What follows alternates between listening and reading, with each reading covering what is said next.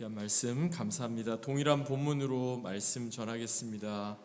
오늘 우리에게 주시는 말씀은 미가서 5장 2절부터 5절 상반절입니다. 우리 한 절씩 나누어서 읽겠습니다. 베들레헴 에브라다야, 너는 유다 족속 중에 작을지라도 이스라엘을 다스릴 자가 내게서 내게로 나올 것이라. 그의 근본은 상고에 영원에 있느니라.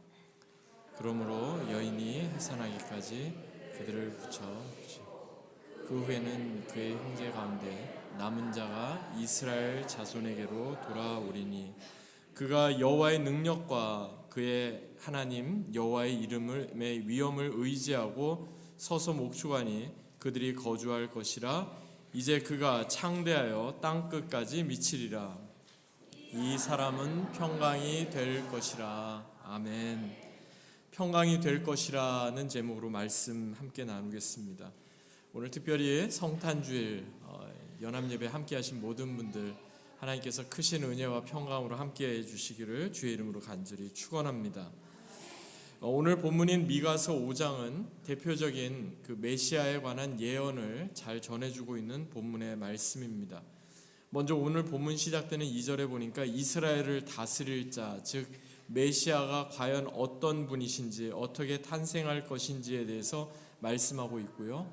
3절 이하의 말씀에서는 이스라엘을 다스릴 자, 즉 메시아가 행하실 구체적인 구원의 능력에 대해서 말씀하고 있습니다. 우리가 읽지는 않았지만 그 뒤에 나오는 내용을 보면 남은 자, 즉 구원받을 자와 장차 하나님께서 새롭게 회복하실 하나님의 나라에 대해서도 계속 말씀을 이어가고 있습니다. 먼저 본문 시작되는 2절 말씀 한번 보시겠습니다. 오늘 본문 2절 이렇게 시작되죠. 베들레헴 에브라다야, 너는 유다 족속 중에 작을지라도 이스라엘을 다스릴 자가 내게서 내게로 나올 것이라. 그의 근본은 상고에 영원에 있느니라. 이 동일한 말씀을 마태도 똑같이 인용을 합니다. 마태복음 2장에도 이 동일한 말씀이 나오는데 2장 6절에 보니까 이렇게 말씀해요. 한번 비교해서 잘 들어보시기 바랍니다. 또 유대 땅 베들레헴아, 너는 유대 고을 중에 가장 작지 아니하도다. 내게서 한 다스리는 자가 나와서 내 백성 이스라엘의 목자가 되리라 하였음이니이다. 미가서에서는 너는 유다 족속 중에 작을지라도 이렇게 말씀했는데 마태복음에 가서는 그 말씀이 약간 달라져요. 너는 유다 고을 중에 가장 작지 아니하도다. 이렇게 말씀이 약간 달라집니다. 그 이유는요, 이스라엘을 다스릴 자, 즉 구원자 메시아, 그의 근본이 상고 곧 태초에 이르시고 영원하신 하나님께서 결국에는 이스라엘의 목자가 되어주셔서 이스라엘을 구원해 주실 것이기 때문입니다. 즉 그 누구도 주목하지 않았던 너무나 작고 하찮은 곳을 통해서 하나님께서는 하나님의 놀라운 구원을 시작하셨던 겁니다. 이것이 성탄절이 우리에게 전해주는 중요한 메시지입니다. 그러므로 성탄을 맞이하면서도 우리도 이 메시지를 마음에 새겨야 합니다. 성탄을 맞이하는 오늘 우리에게 정말 세상이 주목하지 않는 그 곳에 예수님이 임하시고 예수님이 함께하고 계시다는 것을 우리가 깨닫게 된다면, 그래서 지금 우리에게 너무나 작고 하찮아 보이는 곳까지 예수님 임하셔서 그분이 우리 가운데 함께하고 계심을 경험할 수만 있다면 우리는 태초부터 계신 하나님의 그 놀라운 통치하심을 경험하며 하나님 나라의 백성으로 이 땅에서부터 하나님 나라를 살아가게 될 것입니다. 어느 신학자가 이렇게 이야기했습니다. 하나님은 겸손하게 이 세상에 오셨습니다. 구약시대에는 6평밖에 안 되는 작은 방, 곧 성막의 지성소로 오셨고 신약시대에는 더 작은 가축의 구유로 오셨습니다. 분명 하나님은 주연이 아닌 마치 조연이나 엑스트라의 모습으로 우리에게 오신 것입니다. 그렇습니다. 2000년 전 유대 베들레헴에 탄생하신 예수님은요, 주연이 아니라 조연에 더 가깝습니다. 아니, 지나가는 엑스트라에 더 가깝습니다. 특히 본문 2절에서 베들레헴 에브라다라고 표현했을 때 이 뜻이 무슨 뜻일까? 유다 족속 중에 가장 작은 집안이 누군가 보면 에브랏이라는 집안입니다. 그 에브라다라고 말하는 것이 바로 에브랏 집안 가문을 이야기하는데, 그 에브랏에서부터 그 밑에 계속해서 이어지는 가문들의 모든 숫자를 다 합쳐도요, 몇십 대에 걸쳐서 이렇게 자손들을 낳고 그렇게 했는데도 그 숫자가 1000명을 넘지 않는 아주 작은 그런 집안 사람들을 의미합니다. 즉 작고 작은 고을 베들레헴에서, 그리고 유다 지파 중에서도 가장 작고 연약한 에브랏 가문에서 이스라엘을 다스릴 통치자가 나실 거다 하는 이 메시지는요, 그 당시에 사람들에게 별로 이렇게 주목을 갖게 했던 그런 메시지가 아니었던 겁니다. 사람들은 별로 주목하지 않습니다. 눈에 보이는 화려한 것을 보고요, 많은 사람들이 추구하고 따라가는 것들을 주목하지 별로 보이지도 않고 별로 그렇게 특별하게 드러나지도 않는 것에 사람들은 관심을 두지 않습니다. 하지만 하나님께서는 이스라엘 전반에 만연한 죄악과 불의와 거짓과 우상 숭배로 인해 그들이 결국 하나님의 심판을 받게 될 거다, 너희들은 멸망하게 될 거다, 이렇게 말씀을 마무리하지 않으십니다.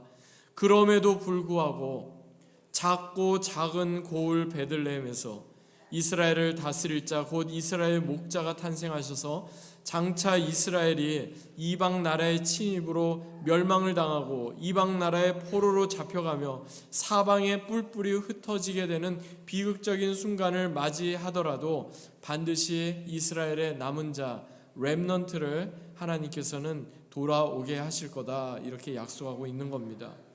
그래서 여러분, 우리가 성탄절을 맞이하면서 비록 우리는 소수고 비록 우리는 주목받지 못할지라도 그것이 바로 성탄의 메시지입니다. 중요한 것은 우리도 하나님께서 주목하시는 것처럼 이 작고 연약한 모습으로 임하신 예수님, 지금도 우리 가운데 임하고 계시는 그 예수님을 주목하고 있느냐 하는 겁니다.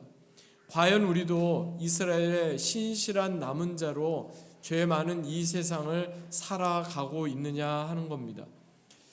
여러분 잘 아는 동화 가운데 어린 왕자 있죠? 어린 왕자라는 책 여러분도 읽어보신 분들이 계실 건데, 이것은 사실 어린이들을 위한 동화라기보다는 어른들을 위한 동화에 더 가깝습니다. 그래서 기회가 되시면 여러분 어린 왕자 집에 있으시면 다시 한번 이렇게 읽어보시면 좋을 것 같아요. 프랑스의 비행사이자 작가인 생텍쥐베리가 쓴 이 책에 보면 어린 왕자가 작은 소행성에 살죠.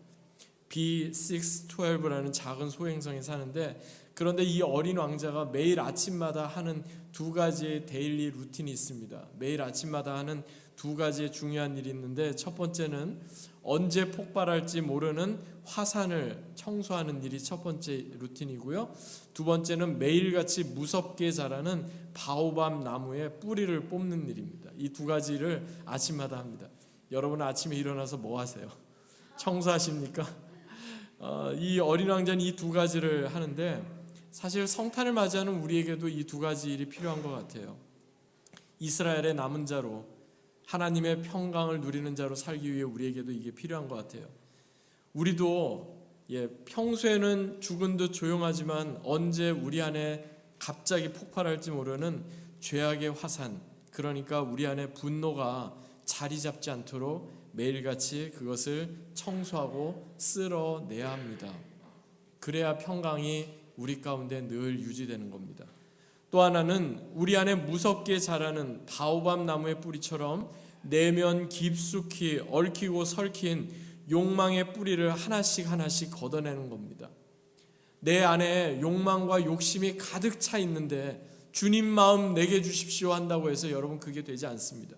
계속해서 욕심과 욕망과 그 모든 죄악의 뿌리를 하나씩 제거해 나가는 겁니다. 여러분 잘 아는 다윗은 한때 크게 범죄하여 정말 하나님으로부터 큰 책망을 받았던 적이 있어요. 크게 넘어졌어요. 그런데 그가 참회하고 하나님께 철저히 돌이킨 후에 했던 고백이 시편 51편에 나오는데 이렇게 말씀합니다. 하나님이여, 내 속에 정한 마음을 창조하시고 내 안에 정직한 영을 새롭게 하소서. 여러분, 이것은 우리가 매일같이 하나님 앞에 고백해야 되는 데일리 프레이어가 되어야 합니다. 어린 왕자가 화산을 치우고 바오밥 나무의 뿌리를 뽑는 것 이상으로 우리 안에 정한 마음을 창조해 주십시오. 내 안에 정직한 영을 새롭게 해 주십시오. 이것이 우리에게도 날마다 필요합니다. 설교를 준비하면서 이런 글을 읽었습니다. 해마다 의미 있고 감격스러운 성탄절을 맞이하려면 그날은 예수님 오신 날이 아니라 예수님 새롭게 오시는 날이어야 합니다. 여러분, 공감이 되세요? 2000년 전에 예수님 오셨어요. 할렐루야, 환영합니다. 메리 크리스마스 거기서 끝나는 게 아니라 지금도 우리 가운데 새롭게 임하시는 예수님, 지금도 우리 가운데 날마다 함께 하시는 그 예수님으로 인해 기뻐하는 그러한 성탄이 되어야 하겠습니다. 성탄절은 지금도 예수님이 우리 가운데 임하시는 복된 날입니다. 오늘 예배의 자리에서도 예수님은 우리의 심령 가운데 함께 하십니다. 성탄절은 지금도 예수님께서 새롭게 우리를 다스리시고 구원하시는 놀라운 구원의 날입니다.